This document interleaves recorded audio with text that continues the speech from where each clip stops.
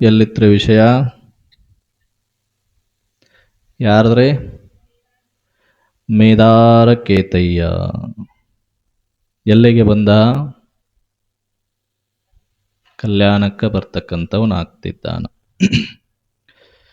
ಕೇತಯ್ಯ ಧರ್ಮಪತ್ನಿ ಸಾತವ್ವೆ ಮಲೆನಾಡ ಗಡಿಯೊಳಗೆ ಉಳಿಮೆಯ ಬೆಟ್ಟದ ಕೆಳಗೆ ಬೇಲೂರ ಕೇತಯ್ಯ ಮೇದಾರ ಕಾಡೊಳಗೆ ಬೆಳೆದಾಡಿ ಕತ್ತಲೆ ಶಿವಮತವ ಕೇಳಯ್ಯ ಮಡದಿ ಸಾತವ್ವೆ ಜಾತಿ ಮಧುರ ಕಸಬಿನಲ್ಲಿ ನಾಡೊಳಗೆ ನೀತಿ ಶಿವಮತವ ಬೆಳಗಿದ ಕೇತಯ್ಯ.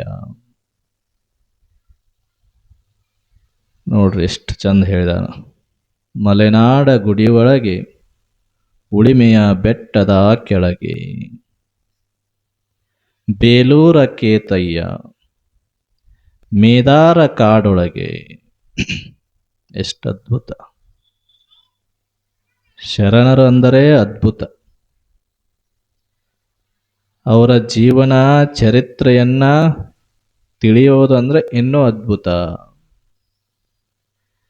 ಬೆಳೆದಿದ್ದು ಎಲ್ಲೋ, ಹುಟ್ಟಿದ್ದು ಎಲ್ಲೋ, ಸೇವೆ ಮಾಡಿದ್ದು ಯಾವುದು, ಬದುಕು ಹೇಗೆ ನಡೆಸಿದರು ಅನ್ನುವುದು ಬಹಳ ಮುಖ್ಯ ಆಗ್ತದೆ. ಹುಟ್ಟು ಮುಖ್ಯ ಆಗೋದಿಲ್ಲ, ಹುಟ್ಟಿದ ಮ್ಯಾಗ ಸಾಯುವುದರೊಳಗಾಗಿ ನಾ ಯಾವ ಕಾಯಕವನ್ನ ಮಾಡಿದೆ ಅನ್ನೋದೇ ಮನುಷ್ಯನ ಜೀವನಕ್ಕೆ ಬಹಳ ಮುಖ್ಯವಾಗ್ತದೆ. ಹುಟ್ಟಿದ್ದು ಶಾಶ್ವತವಾಗಿ ಉಳಿಯೋದಿಲ್ಲ, ಬೆಳೆದದ್ದು ಶಾಶ್ವತವಾಗಿ ಇರೋದಿಲ್ಲ, ಆದರೆ ಮಾಡಿದ ಕಾಯಕ ಮಾತ್ರ ಶಾಶ್ವತವಾಗಿ ಉಳಿತದ. ಅದಕ್ಕೆ ಶರಣರು ಅಂತ ಕರೀತಾರ. ಮೇದಾರ ಕೇತಯ್ಯ ಸಾತವ್ವೆ, ಎಲ್ಲಿಯ ಮಲೆನಾಡು, ಎಲ್ಲಿಯ ಬಸವ ಕಲ್ಯಾಣ, ಎತ್ತನ ಮಾಮರ ಎತ್ತನ ಕೋಗಿಲೆ, ಎತ್ತನಿಂದೆತ್ತ ಸಂಬಂಧವಯ್ಯ, ಸಮುದ್ರದ ಉಪ್ಪು ಬೆಟ್ಟದ ನೆಲ್ಲಿಕಾಯಿ, ಎತ್ತನಿಂದೆತ್ತ ಸಂಬಂಧ. ನೋಡ್ರಿ, ಕೇತಯ್ಯ ಈ ಭಾಗ, ಬಸವಣ್ಣ ಈ ಭಾಗ. ಸಂಬಂಧ ಎಷ್ಟು ದೂರ ಇದ್ರೂ ಕೂಡ ಭಕ್ತಿ ಅನ್ನುವ ಒಂದು ದಾರಿ ಅದಲ್ಲ, ಅದು ಎಳಿತದ ಅಂತ ಹೇಳ್ತಾರೆ. ಎಲ್ಲಿಯ ಉಪ್ಪು ಎಲ್ಲಿಯ ನೆಲ್ಲಿಕಾಯಿ, ಹೇಗೆ ಎರಡು ಸೇರಿದರ ಮಧುರ ಆಗ್ತದೋ, ರುಚಿ ಆಗ್ತದೋ, ಸಿಹಿ ಆಗ್ತದೋ, ಹಂಗ ಶರಣರು ಎಲ್ಲರೂ ಕೂಡ ಒಂದ ಕಡೆ ಸೇರಿದರ ಅದು ಅನುಭವ ಮಂಟಪ ಆಗ್ತದ. ಬಸವಣ್ಣನ ಕೀರ್ತಿಯ ವಾರ್ತೆ ಜಗತ್ತೆಲ್ಲವನ್ನು ಹಬ್ಬತಾ ಇದೆ. ಯಾವುದರಿಂದ ಬಸವಣ್ಣ ದೊಡ್ಡವನಾಗ್ತಾ ಇದ್ದಾನ, ಯಾವುದರಿಂದ ಬಸವಣ್ಣನ ಕೀರ್ತಿ ನಾಡೆಲ್ಲ ಬೆಳಗ್ತಾ ಇದೆ. ಬಸವಣ್ಣ ದೊಡ್ಡವನಾಗಿದ್ದು ಕೇವಲ ರಾಜನ ಆಸ್ಥಾನದಲ್ಲಿ ಮಹಾಮಂತ್ರಿ ಆದ ಪದವಿಯಿಂದಲ್ಲ, ಕಲ್ಯಾಣದಲ್ಲಿ ನಿತ್ಯವೂ ಕೂಡ 1,90,000 ಸದ್ಭಕ್ತರಿಗೆ ದಾಸೋಹ ಮಾಡುವುದರ ಮುಖಾಂತರ ದೊಡ್ಡವನಾಗಲಿಲ್ಲ. ಬಸವಣ್ಣ ಕಾಯಕ, ದಾಸೋಹ, ಎಲ್ಲರೂ ನನ್ನವರು ಅನ್ನುವ ಭಾವವನ್ನ ಜೀವನದೊಳಗೆ ಅಳವಡಿಸ್ಕೊಂಡಿದ್ದಕ್ಕೆ ಬಸವಣ್ಣ ದೊಡ್ಡವನಾದ. ಅದಕ್ಕೆ ಬಸವಣ್ಣನ ಕೀರ್ತಿ ನಾಡೆಲ್ಲವೂ ಕೂಡ ಹಬ್ಬಿತು. ಈ ಕೀರ್ತಿಯ ವಾರ್ತೆಯ ಕೇಳಿದ ಮೇದಾರ ಕೇತಯ್ಯ ಸಾತವ್ವೆ ತಮ್ಮ ಹುಟ್ಟೂರನ್ನ ಬಿಟ್ಟು ಕಲ್ಯಾಣದತ್ತ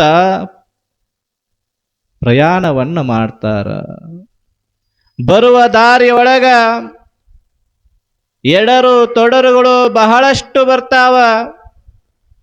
ಊರಿನಲ್ಲಿದ್ದ ಜನ ಅಂತಾರ, ನೋಡು ಹುಟ್ಟೂರು ಬಿಟ್ಟ ಪರದೇಶಿ ಹಂಗ ದುಡಿಯಾಕ ಯಾವ್ದೋ ಊರಿಗೆ ಹೊಂಟಾನ ಅಂತಾರಿಲ್ರಿ? ನಿಮಗೂ ಅಂತಾರ. ಊರಾನ ತಗದ ಬಿಟ್ಟು ಜಮಖಂಡಿಗೆ ಹೋದ್ರಿ ಅಂದ್ರ ಅಂತಾರ. ಹಂಗ ಕೇತಯ್ಯ ಸಾತವ್ಯ ಊರು ಬಿಟ್ಟುದು ಸುದ್ದಿ ಊರೆಲ್ಲ ಗೊತ್ತಾಗ್ತದ. ಊರಿನಲ್ಲಿ ಒಂದಿಷ್ಟು ಜನ ಇರ್ತಾರ, ಅವರೆಲ್ಲ ಅಂತಾರ, ನೋಡು ಹುಟ್ಟಿದ ಊರು ಬಿಟ್ಟು ಯಾವುದೋ ಊರಿಗೆ ಯಾರ್ದೋ ಹೆಸರನ್ನ ಕೇಳಿ ಅಲ್ಲಿಗೆ ದುಡಿಯಾಕ ಹೋಗ್ತೀನಿ ಅಂತಾರಲ್ಲ, ಇವ್ರಿಗೇನೋ ಬುದ್ಧಿ ಅದೇವೋ ಏನೋ ಅಂತಾರ. ಇಲ್ಲೇ ಮಾಡಿದ್ರ ರಗಡ ಕಾಯಕದವ, ಕೆಲಸದವ, ಇಲ್ಲಿದ ಬಿಡ್ತಾರತ್ತ ಅಲ್ಲಿಗೆ ಹೊಕ್ಕಾರತ್ತ. ಪ್ರಾರಂಭ ಅದು ಮಾತುಗಳು. ಅವರು ಊರು ಬಿಡುವವರೆಗೂ ಕೂಡ ಜನ ಮಾತಾಡಿದ್ರು. ಆದ್ರ ಕೇತಯ್ಯ ಸಾತವ್ಯ ಕಿವಿ ಕೊಡಲೇ ಇಲ್ಲ. ಮಾತನಾಡುವವರಿಗೇನೋ ಮಾತನಾಡಿಕೊಳ್ಳಲಿ, ಎಷ್ಟು ಬೇಕಾದ್ರೆ ಅವರು ಮಾತಾಡಿಕೊಳ್ಳಿ, ಏನು ಬೇಕಾದ್ರೆ ಅವ್ರು ಅನ್ನಲಿ. ಆದ್ರ ನಮ್ಮ ಕಾಯಕ ಶರಣರ ಸೇವೆಗಾಗಿ ಮುಡುಪು, ನಮ್ಮ ಬದುಕು ಶರಣರ ಬದುಕಿಗಾಗಿ ಮುಡುಪು ಅಂತ ಒಂದು ದಿಟ್ಟವಾಗಿರ್ತಕ್ಕಂತಹ ಸಂಕಲ್ಪವನ್ನ ಸತಿಪತಿಗಳು ಮಾಡಿಕೊಂಡು ಬಿಟ್ಟಿರ್ತಾರ. ಗಂಟೆ ಕಟ್ಟಕೊಂಡ್ರು, ಊರು ಬಿಟ್ಟರು, ಕಲ್ಯಾಣದತ್ತ ಪ್ರಯಾಣವನ್ನ ಬೆಳೆಸಿದರು. ಕಲ್ಯಾಣಕ್ಕ ಬರುವವರೆಗೂ ಕೂಡ ಅವರು ಬಸವಣ್ಣನ ಕೀರ್ತಿಯ ಬಗ್ಗೆನೇ ಮಾತಾಡ್ತಾ ಬಂದ್ರು. ಕಲ್ಯಾಣವನ್ನ ಪ್ರವೇಶ ಮಾಡಿದ್ರು, ಬಹಳ ಆನಂದವಾಯಿತು. ಏನೋ ಅನ್ಕೊಂಡಿದ್ದೀವಿ, ಏನೋ ಬಸವಣ್ಣ ಅನ್ಕೊಂಡಿದ್ದೀವಿ, ಬಸವಣ್ಣ ಏನು ಮಾಡಿದ್ದಾನ ಅಂತ ನೋಡ್ಬೇಕನ್ಕೊಂಡಿದ್ದೀವಿ, ಇವತ್ತ ಆ ಅದೃಷ್ಟ ನಮಗೆ ಒದಗಿ ಬತ್ತು ಅಂತ ಸಾತವ್ಯಗೆ ಅವಳು ಆನಂದ ಪಡ್ತಾಳ. ಇಂದು ನಮ್ಮ ಬದುಕು ಸಾರ್ಥಕವಾಯಿತು. ಯಾಕೆ ಸಾರ್ಥಕ ಆಗ್ತದ? ಒಂದು ಹೂವು ಅರಳಿದ ಮ್ಯಾಗ ಒಂದು ದೇವರ ಗುಡಿ ಸೇರಬೇಕು, ಇಲ್ಲ ಅಂದ್ರ ಒಂದು ಹೆಣ್ಣಿನ ಮುಡಿ ಸೇರಬೇಕು, ಅದರ ಬದುಕು ಸಾರ್ಥಕ. ಹಾಗೆ ಒಬ್ಬ ಮನುಷ್ಯ ಜನ್ಮವನ್ನ ತಾಳಿ ಭೂಮಿಗೆ ಬಂದಾನಂದ ಕಾಲದೊಳಗ ಅವ ಕಾಯಕ ಮಾಡಿ ಬದುಕನ್ನ ಸಾಗಿಸಿದರೆ ಮಾತ್ರ ಅವನು ಬದುಕು ಸಾರ್ಥಕ, ಇಲ್ಲ ಅಂದ್ರ ಅನರ್ಥಕ ಆಗ್ತದ. ಅದಕ್ಕೆ ಸಾತವ್ಯ ಹೇಳ್ತಾಳ, ಆ ಹುಡುಗರ್ನ ಕಡೆ ಕರ್ಕೊಂಡು ಹೋರಪ್ಪ, ವಿಷಯ ಲಕ್ಷ್ಯ ಕೆಟ್ಟ ಕೇಳ್ರಿ, ಬಹಳ ಚಂದದ, ಇವತ್ತು ಮುಗಿಸಬೇಕಾಗ್ಯದ. ಇವತ್ತು ಸಾತವ್ಯ ಹೇಳಿದಳು, ನಮ್ಮ ಬದುಕು ಸಾರ್ಥಕ, ನಾವಿನ್ನ ಮ್ಯಾಗ ಕಲ್ಯಾಣದೊಳಗ ಇರೋನು, ಕಲ್ಯಾಣದೊಳಗ ಸೇವೆಯನ್ನ ಮಾಡೋನು. ಏನು ಕಾಯಕ ಮಾಡ್ತಿದ್ರಿ? ಬಿದಿರು. ಎಂತಹ ಬಿದಿರು? ಹಸಿ ಬಿದಿರು ಕಡಿತಿರ್ಲಿಲ್ಲ ಅವ, ವನ ಬಿದಿರು ಕಡಿತಿದ್ದ. ಸಾತವ್ಯ ಹೇಳಿದಳು, ನಮ್ಮ ಕಾಯಕಕ್ಕೆ ಇಲ್ಲಿ ಬಡತನ ಇಲ್ಲ, ಬಿದಿರು ಬೆಟ್ಟಗಳು ಇಲ್ಲಿ ಬಹಳಷ್ಟದಾವ, ನಮ್ಮ ಕಾಯಕಕ್ಕೆ ಯಾವ ಅಡೆತಡೆ ಇಲ್ಲ ಅಂಥೇಳಿ ಕಲ್ಯಾಣ ಪ್ರವೇಶ ಮಾಡಿ ಮಾತಾಡ್ತಾ ಬಸವಣ್ಣನ ಮಹಾಮನೆಗೆ ಹೋಗ್ತಾರ.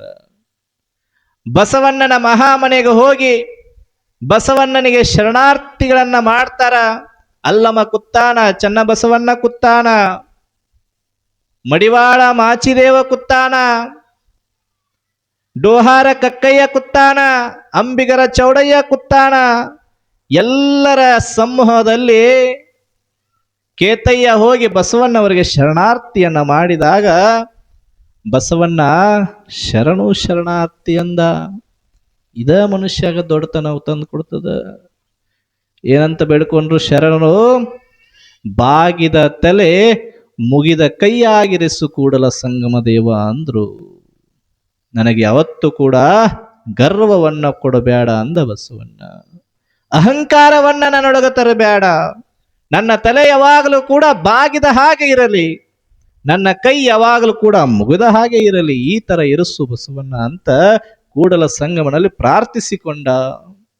ಕೇತಯ್ಯ ಹೋಗಿ ಯಾವಾಗ ಶರಣಾರ್ಥಿ ಅನ್ನೋ ಬಸವಣ್ಣ ಶರಣಾರ್ಥಿ, ಬಾ ಕೇತಯ್ಯ ಅಂದ. ನೀನು ಬಂದದ್ದು ನನಗ ಒಂದು ತಾಬಂಡಿ ಹುಗ್ಗಿ ತಿಂದಷ್ಟು ಸಂತೋಷ ಆಗ್ಯದ. ನಿನ್ನ ಕಾಯಕ ಇನ್ನ ಮ್ಯಾಗ ಕಲ್ಯಾಣದಲ್ಲಿ ಪ್ರಾರಂಭವಾಗಲಿ. ಕಾಯಕ ದಾಸೋಹದಿಂದ ನೀನು ಈ ನಾಡಿನೊಳಗ ಹೆಸರುವಾಸಿ ಆಗ್ತಕ್ಕಂಥವನು ಆಗ್ತಿಪ್ಪ ಅಂತೇಳಿ ಅಲ್ಲಮ ಹೇಳ್ತಾನ. ಅಲ್ಲಮರಿಗೂ ಕೂಡ ಶರಣಾರ್ಥಿಯನ್ನ ಮಾಡಿ ಎಲ್ಲ ಶರಣರ ಸಮೂಹದಲ್ಲಿ ಕೇತಯ್ಯ ಗುರುತಿಸ್ಕೊಳ್ತಕ್ಕಂಥವನಾದ. ಅಲ್ಲಿಂದ ಹೊರಗೆ ಬರ್ತಾರ. ಸಾತವ್ಯ ಮತ್ತು ಕೇತಯ್ಯ ಹೊರಗೆ ಬಂದ್ರು. ಎಲ್ಲಿ ವಾಸ? ಕಲ್ಯಾಣ ಪಟ್ಟಣದಿಂದ ದೂರದಲ್ಲಿ ಒಂದು ಗುಡಿಸಲನ್ನು ಹಾಕಿಕೊಂಡು ವಾಸ ಮಾಡ್ತಾರ. ದೂರ ಎಲ್ಲರೂ ಕಲ್ಯಾಣಕ್ಕೆ ಹತ್ತಿರದಲ್ಲಿದ್ದರೂ ಕೂಡ ಕೇತಯ್ಯ ಮಾತ್ರ ದೂರದಿಂದ ಒಂದು ಗುಡಿಸಲನ್ನು ಹಾಕೊಂಡು ಜೀವನವನ್ನ ಸಾಗಿಸ್ತಾರ. ಕಾಯಕವನ್ನ ಮಾಡತಿರ್ತಕ್ಕಂಥವ್ರು ಆಗ್ತಾರ. ಕಾಯಕದಲ್ಲಿ ಒಂದಿಷ್ಟು ಹುರುಳಿಲ್ಲ ಅನ್ನುವ ರೀತಿಯಲ್ಲಿ ಬದುಕಬೇಕು ಅಂತಾರ. ಕಾಯಕಕ್ಕೆ ಯಾವ ಅಡೆತಡೆಗಳು ಬರಬಾರದು. ಏನ ಅಡೆತಡೆ ಬಂದರೂ ಕೂಡ ಮಹಾತ್ಮರ ಪ್ರಸಾದ ಆಗುವವರೆಗೂ ಕೂಡ ನನ್ನ ಕಾಯಕ ನಿಲ್ಲಬಾರದು. ದಿನನಿತ್ಯ ಕಲ್ಯಾಣದೊಳಗೆ ಕಾಯಕ ಪ್ರಾರಂಭ ಆಗ್ತದ. ಎಂತಹ ಶುದ್ಧ ಕಾಯಕ! ಯಾರಿಗೋಸ್ಕರ ಬದುಕಿದ ಕಾಯಕ? ಶರಣರಿಗೋಸ್ಕರ ಬದುಕಿದ ಕಾಯಕ. ಬೆಳಗಿನ ಜಾವದಲ್ಲಿ ಎದ್ದು ಹೆಗಲ ಮೇಲೆ ಕೊಡ್ಡಲಿಯನ್ನ ಇಟ್ಟುಕೊಂಡು ಕೇತಯ್ಯ ಅರಣ್ಯಕ್ಕೆ ಹೋಗ್ತಾನ. ಸತಿ ಮನಿ ಒಳಗ ಗಂಡ ಬರುವುದರೊಳಗಾಗಿ ಎಲ್ಲ ಪಡಿ ಪದಾರ್ಥಗಳನ್ನ ತಂದು ಪ್ರಸಾದಕ್ಕೆ ತಯಾರಿ ಮಾಡ್ತಕ್ಕಂಥವಳಾಗ್ತಾಳ. ಗಂಡ ಅರಣ್ಯಕ್ಕೆ ಹೋಗಿ ಬಿದಿರನ್ನ ಕಡಿಬೇಕು, ಪ್ರಾರ್ಥಿಸ್ತಾನ. ಹೆಂಗ ಪ್ರಾರ್ಥನೆ ಮಾಡಿದ? ನೀವು ಒಣ ಬಿದುರೆಂದು ನಾನು ನಿಮ್ಮನ್ನ ಕಡಿತಾ ಇಲ್ಲ. ನಿಮಗೂ ಕೂಡ ನನ್ನ ಹಾಗೆ ಜೀವ ಇದೆ ಎಂದು ನಾನು ತಿಳಿದಿದ್ದೇನೆ. ನಿಮ್ಮಲ್ಲೂ ಕೂಡ ಜೀವ ಇದೆ. ಆದರೆ ಶರಣರ ದಾಸೋಹಕ್ಕ ಕಾಯಕಕ್ಕ ನನಗ ಬೇರೆ ಕಾಯಕ ಇಲ್ಲ. ನನ್ನ ವೃತ್ತಿ ಇದಾದ, ನಾ ಇದನ್ನು ಮಾಡಬೇಕಾಗ್ಯದ, ನನ್ನನ್ನು ಕ್ಷಮಿಸಿ ಅಂತ ನಾ ಬಿದರಿಗೆ. ನಾವು ಯಾವತ್ತಾದರೂ ಯಾವ್ದಾರ ಒಂದು ಗಿಡದ ಕೈ ಮುಗಿದಿವೆ? ಯಾವ್ದಾರ ಗಿಡ ಕಾಲ ಸಿಕ್ಕ್ರ ಸಾಕ್ ಅದನ್ನು ಕಿತ್ತು ಒಗೆದು ಬಿಡ್ತೀವಿ. ಒಂದು ಗಿಡದ ಸಲುವಾಗಿ ಅಣ್ಣ ತಮ್ಮ ಜಗಳ ಆಗ್ಯಾವ, ಬಡದಾಟ ಆಗ್ಯಾವ, ಕೊಲೆ ಆಗ್ಯಾವ, ಸುಲಿಗೆ ಆಗ್ಯಾವ. ಯಾವುದಕ್ಕೋಸ್ಕರ? ಒಂದು ಗಿಡದ ಟಂಕಿ ಅಣ್ಣನ ಹೊಲದಾಗ ನೆಳ ಬಿದ್ದಿತ್ತ ತಮ್ಮ ಜಗಳ ತೆಗ್ದ. ನೋಡ್ರಿ, ಕೇವಲ ಒಂದು ಟಂಕಿ ನೆಳ ಬಿದ್ದದಕ್ಕೆ ಬಡದಾಟ ಆಗ್ಯಾವ್ರಿ. ಅಂತಹ ಮಂದಿ ನಾವು ಶರಣರು ನೋಡ್ರಿ ಪ್ರಾರ್ಥಿಸ್ತಾರ ಭಗವಂತನಗ. ಅವಕ್ಕೂ ಕೂಡ ಜೀವ ಅದ, ಅವು ನಮ್ಮ ಹಾಗೆ ಬದುಕದ. ಅವರ ಬದುಕು ಕೂಡ ಸಾರ್ಥಕ ಆಗಬೇಕಲ್ಲ ಅಂತ ಹೇಳಿ ಕೇತಯ್ಯ ಒಣಗಿದಂತಹ ಬಿದಿರನ್ನ ಕಡಿದುಕೊಂಡು ಬರಬೇಕು ಹೋಗ್ತಾನ. ಕಡಿಯುವಾಗ ಪ್ರಾರ್ಥನೆ ಮಾಡ್ತಾನ. ಪ್ರಾರ್ಥನೆಗೆ ತಕ್ಕ ಉತ್ತರವನ್ನ ಕೊಡ್ತಾವ ಬಿದಿರುಗಳು. ಕೇತಯ್ಯ, ನೀ ಕಡಿಯಾಕತ್ತಿ ಅಂತ ನಮಗ ನೋವಿಲ್ಲಪ್ಪ, ನಮಗ ಬಹಳ ಸಂತೋಷದ ಕೇತಯ್ಯ. ನೀ ಸಾಮಾನ್ಯನಲ್ಲ, ಸಾಮಾನ್ಯರಲ್ಲೇ ಅಸಾಮಾನ್ಯ. ನಿನ್ನ ಕಾಯಕಕ್ಕಾಗಿ ನಿನ್ನ ಜೀವನವನ್ನ ಹೇಗೆ ಮುಡಿಪಾಗಿಟ್ಟಿದೆಯೋ ಹಾಗ ನಿನ್ನ ಕಾಯಕಕ್ಕೆ ಯಾವುದ ಧಕ್ಕೆ ಬರದ ಹಾಗ ನಮ್ಮ ಬದುಕು ನಿನಗೆ ಅರ್ಪಣೆ ಮಾಡ್ಕೊಳ್ತೀವಪ್ಪ ಅಂತವ. ನಾವ್ಯಾರು ಮಾಡ್ಕೋತೀವ? ಯಾರೂ ಮಾಡ್ಕೊಳಂಗಿಲ್ಲ. ಒಂದು ತಾಸು ತಡ ಆತಂದ್ರೆ ಹೊಕ್ಕಿವ್ ನಾವು, ಬಿಟ್ಟು ಬಂದ್ರ ಬರ್ರಿ, ಬಿಟ್ರ ಬಿಡ್ರಿ ಅಂತೀವಿ. ಹಂಗ ಕೇತಯ್ಯನಿಗೆ ಬಿದಿರುಗಳು ಮಾತಾಡ್ತಾವ. ಬಿದಿರು ಪರಮಾತ್ಮನನ್ನು ಕೇಳಿತಂತೊಂದು ಏನಂತ? ಈ ಸೃಷ್ಟಿ ಒಳಗೆ ಬೇಕಿತ್ತೇ ನಂದೊಂದು ಬದುಕು, ಹಣ್ಣಿಲ್ಲ ಕಾಯಿಲ್ಲ ಬಂದವರಿಗೆ ನೆರಳಿಲ್ಲ, ಬೇಕಿತ್ತೆ ನಂದೊಂದು ಬದುಕು ಅಂತ. ಅವಾಗ ಪರಮಾತ್ಮ ಹೇಳಿದಂತ, ನಿನ್ನೊಳಗಿರೋ ಎಲ್ಲ ಅಹಂಕಾರವನ್ನ ಬಿಟ್ಟು ಚೆಂದಾಗಿ ಬೆಳಿ ಅಂತ. ನಿನ್ನೊಳಗ ಇರತಕ್ಕಂತಹ ನಾನು ಅನ್ನೋ ಅಹಂಭಾವವನ್ನ ಬಿಟ್ಟು ಚೆಂದಾಗಿ ಬೆಳಿ, ಎಲ್ಲರೂ ನಿನ್ನ ಉಪಯೋಗಿಸ್ತಾರ ಅಂತ. ನೀವು ದೇವರ ಮುಂದೆ ಬೆಳಗತ್ತಿರೋ ಉದ್ದಿನ ಕಡ್ಡಿ ಎದರಿಂದ ಮಾಡಿರ್ತಾರ? ಬಿದಿರಿನಿಂದಲೇ ಮಾಡಿರ್ತಾರ. ಸಾರ್ಥಕ ಆಯ್ತಲ್ಲ ಅದರ ಬದುಕು. ಹಾಗಾದ್ರ ಆ ದೇವರ ಮುಂದೆ 2 ಉದ್ದಿನ ಕಡ್ಡಿ ಬೆಳಗಿದ್ರೆ ಅಂದ್ರ ತನ್ನನ್ನ ಸುಟ್ಟುಕೊಳ್ಳುತ್ತದ, ಭಗವಂತನ ಮುಂದೆ ಬೀಳ್ತದ. ನಾವೆಲ್ಲ ಅದ ಪ್ರಸಾದ ಅಂತ ಹನಿಗೆ ಹಚ್ಕೊಂಡು ಬರ್ತೀವಿ. ಇಷ್ಟ ಬದುಕು ಸಾರ್ಥಕ. ಕೇತಯ್ಯನು ಕೂಡ ಅದೇ ರೀತಿ ಬದುಕಿದ. ಬದುಕು ಸಾರ್ಥಕ ಆಗಬೇಕು. ನಿತ್ಯದಲ್ಲೂ ಕೂಡ ಹೋಗ್ತಿದ್ದ ಕಡ್ಕೊಂಡು ಬರ್ತಿದ್ದ. ಎಷ್ಟು ಬೇಕಷ್ಟ ತರ್ತಿದ್ದ. ಹೆಚ್ಚಿಗೆ ಅವಶ್ಯಕತೆ ಇರಲೇ ಇಲ್ಲ. ನಾವಾದ್ರ ಬಹಳ ಬೇಕು. ಇವತ್ತು 10 ರೂಪಾಯಿ ಸಿಕ್ತು ಅಂದ್ರೆ 20 ರೂಪಾಯಿ ಬೇಕು ಅನ್ನೋ ಆಸೆ ಅದ. 20 ರೂಪಾಯಿ 50 ರೂಪಾಯಿ ಆಗ್ತದ, 50 100 ಆಗ್ತದ. ಆಸೆಗೆ ಮಿತಿ ಇಲ್ಲ. ಅದಕ್ಕೆ ಹೇಳ್ತಾರಲ್ಲ, ಅತಿ ಆಸೆ ಗತಿಗೇಡು ಮನುಷ್ಯನ ಬದುಕು. ಅದಕ್ಕೆ ನಿಜಗುಣರು ಒಂದ್ ಕಡೆ ಹೇಳಿದ್ರು, ಕಡುಲೋಭದಿಂದ ದುರ್ಗುಣ ಮುನ್ನೆ ಉಂಟೆ. ಅತಿಯಾಗಿರೋ ಆಸೆಕ್ಕಿಂತ ಕೆಟ್ಟ ಗುಣ ಮನುಷ್ಯನ ಜೀವನದಲ್ಲಿ ಇನ್ನೊಂದು ಯಾವ್ದಾದ್ರು ಐತಿ ಅಂದ್ರೆ ಯಾವುದು ಇಲ್ಲ ಅಂತ ಹೇಳ್ತಾರೆ. ಇದನ್ನ ಕಾಯಕವನ್ನ ಕೇತಯ್ಯ ನಿತ್ಯದಲ್ಲೂ ಮಾಡ್ತಾ ಇದ್ದ. ಪರಮಾತ್ಮನಿಗೆ ಅನಿಸ್ತು ಇವನು ಭಕ್ತಿ ಪರೀಕ್ಷೆ ಮಾಡಬೇಕು. ಪ್ರಾರಂಭ ಅದು ನೋಡ್ರಿ ಇಲ್ಲಿ ಭಕ್ತಿ ಪರೀಕ್ಷೆ ಪ್ರಾರಂಭ.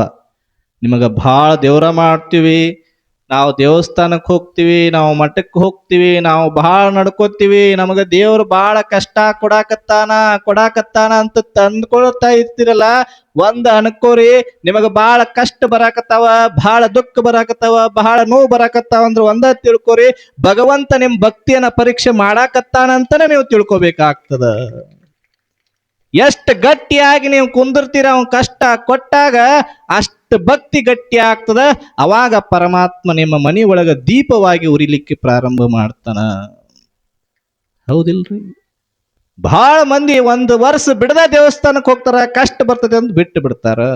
ಭಗವಂತ ತನ ಇದು ಟೊಳ್ಳೈತಿ, ಇದು ಗಟ್ಟಿಲ್ಲ ಅಂತ ಅವ ಕಷ್ಟ ಕೊಡೋದೇ ಎದಕ್ಕಪ್ಪ ಅಂದ್ರ ಇವ ಗಟ್ಟಿ ಆಗಬೇಕು ಅಂತ ಕೊಡ್ತಾನ.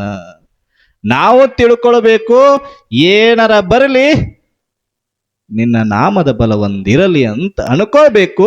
ಮುಂದೆ ಹೋಗ್ತಿರಬೇಕು. ಕಷ್ಟಗಳು ಬಂದಾವ, ಕಾಲು ಎಡುತ್ತದ, ಎಡವೈತೈತೆ ಅಲ್ಲೇ ಕುಂದಿರ್ತೀರಿ ಏನು? ಎಡವಿದ ಕಲ್ಲು ಎತ್ತಿ ಒಗದು ಹೊಕ್ಕಿರಿ, ಅಲ್ಲೊಂದಿಟ್ಟು ಉಗಿದು ಹೊಕ್ಕಿರಿ. ಹಂಗ ಜೀವನದೊಳಗೆ ಕಷ್ಟಗಳು ಬಂದಾವಂದ್ರೆ ಎತ್ತಿ ಉಗಿಬೇಕು, ಮುಂದಕ್ಕೆ ಹೋಗ್ತಿರಬೇಕು. ಅವಾಗ ಪರಮಾತ್ಮನ ಕೃಪೆ ಆಗ್ತದ. ಹಂಗ ಕೇತಯ್ಯಗನು ಕೂಡ ಭಗವಂತ ಪರೀಕ್ಷೆ ಮಾಡಬೇಕು ಅಂತ ನಿರ್ಧಾರ ಮಾಡಿಬಿಟ್ಟ. ಇವನ ಪರೀಕ್ಷೆ ಮಾಡಬೇಕು, ಇವನು ಎಷ್ಟು ಭಕ್ತಿ ಅದ ನೋಡೋನು. ಯಾಕ ನಿತ್ಯದಲ್ಲೂ ಕಾಯಕ ಮಾಡಬೇಕಾದ್ರ ಜಂಗಮರ ದಾಸೋಹ ಆದ ಮ್ಯಾಗ ಪ್ರಸಾದ ಮಾಡ್ತಿದ್ರು. ಅಲ್ಲಿವರೆಗೂ ಪ್ರಸಾದ ಇಲ್ಲ ಸತಿಪತಿಗಳದು. ಯಾರಾದ್ರೂ ಒಬ್ಬರು ಇಬ್ಬರು ಎಷ್ಟು ಜನ ಬರ್ತಾರ ಅಷ್ಟು ಜಂಗಮರಿಗೆ ಪ್ರಸಾದ ಮಾಡಿಸಿ ಅವರು ಪ್ರಸಾದ ಉಣಬೇಕಾಗಿತ್ತು. ಅಲ್ಲಿವರೆಗೂ ಅವರು ಪ್ರಸಾದ ಮಾಡುತ್ತಿರ್ಲಿಲ್ಲ. ಅವತ್ತಿನ ಕಾಯಕ ಪೂರ್ಣ ಆಗಬೇಕಾದ್ರ ಜಂಗಮರ ಪ್ರಸಾದ ಮನಿ ಒಳಗೆ ನೇರೇರ್ಬೇಕು. ಜಂಗಮರ ಪ್ರಸಾದ ಆದ ನಂತರದಲ್ಲೇ ಕಾಯಕ ಪೂರ್ಣ. ನೀವ್ ಹೆಂಗ ಮುಂಜಾನೆ 8ಕ್ಕೆ ತೆಗೆದಕ್ಕೆ ಹೋದ್ರಿ ಅಂದ್ರ 11ಕ್ಕೆ ಬಿಟ್ಟು ಬರ್ತೀರಿ, ಪೂರ್ಣ ಸಂಪೂರ್ಣ ಅದು. ಹಂಗ ಕೇತಯ್ಯನ ಕಾಯಕ ಹೆಂಗಂದ್ರ ಜಂಗಮರು ನಮ್ಮ ಮನಿ ಒಳಗೆ ಇವತ್ತು ಪ್ರಸಾದ ಮಾಡಿ ತೃಪ್ತರಾಗಿ ಹರಸಿ ಹೋದ್ರು ಅಂದ್ರ ಇವತ್ತು ನಮ್ಮ ಕಾಯಕ ಪೂರ್ಣವಾಯಿತು, ಭಗವಂತನಿಗೆ ಪ್ರಿಯವಾಯಿತು. ಇದು ಅವ್ರ ಕೆಲಸ, ಅವರ ಕಾಯಕದ ಗುಟ್ಟಾಗಿತ್ತು. ಹಿಂಗ ಕೇತಯ್ಯ ಒಂದು ದಿವಸ ಬಿದಿರನ್ನ ಕಡಿದುಕೊಂಡು ಬರ್ಲಿಕ್ಕೆ ಅಂತ ಅರಣ್ಯಕ್ಕೆ ಹೋಗ್ತಾನ. ಮತ್ತ ದೇವರ ಮನಸ್ಸು ಮಾಡಿದಂದ್ರ ಮುಗದ ಹೋತ್ರಲ್ಲ, ಅವನ ಮುಂದೆ ನಮ್ಮ ಆಟೇನು ನಡೆಯಂಗಿಲ್ಲ. ಕೇತಯ್ಯ ಹೋಗಿ ಬಿದಿರನ್ನ ಪ್ರಾರ್ಥನೆ ಮಾಡಿ ಬಿದಿರನ್ನ ಕಡಿಯಕ್ ಹೋಗ್ತಾನ. ಬಿದಿರು ಒಂದು ಕಡದ ತಕ್ಷಣ ಬಿದಿರೊಳಗಿನ ಬಂಗಾರದ ನಾಣ್ಯಗಳು ಬೀಳಲಿಕ್ಕೆ ಪ್ರಾರಂಭ ಆಗ್ತವ. ಕಡದ ತಕ್ಷಣ ಬಿದಿರಿನೊಳಗಿರ್ತಕ್ಕಂತಹ ಬಂಗಾರದ ನಾಣ್ಯಗಳು ಬೀಳಲಿಕ್ಕೆ ಪ್ರಾರಂಭ ಆದಾಗ ಅವನ ಗಮನನ ಹೋಗಂಗಿಲ್ಲ ಕಡೆ. ಅದನ್ನು ಬಿಟ್ಟ ಮತ್ತೊಂದು ಬಿದಿರನ್ನ ಕಡಿತಾನ. ಅದರೊಳಗಿನೂ ಕೂಡ ಬಂಗಾರದ ನಾಣ್ಯಗಳು ಸುರಿಲಿಕ್ಕೆ ಪ್ರಾರಂಭ ಮಾಡ್ತವ. ಮೇದಾರ ಕೇತಯ್ಯ ಹೇಳ್ತಾನ, ಬಂಗಾರದ ಹುಳು ಹತ್ತಿ ನಾರುತ್ತಿದೆ ಬಿದಿರು. ನೋಡ್ರಿ, ಬಂಗಾರದ ಹುಳ ಹೊತ್ತಿ ನಾರುತ್ತಿದೆ ಬಿದರು ಅಂತಾನ. ನಾವರ ಆಗಿದ್ವಿ ಅಂದ್ರೆ ಮನಿ ತುಂಬಿಸ್ಕೊಂಡ್ಬಿಡ್ತಿದ್ವಿ ಲಘು. ಅದರ ನಮ್ಗೊಂದ್ ಸ್ವಲ್ಪ ಇರ್ಲಿ ಕೊಡ್ರಿ ಅಂತೇಳಿ ನೀವು ನನ್ನ ತಕ ಇಸ್ಕೊತಿದ್ರು ಬೇಕಾದ್ರೆ.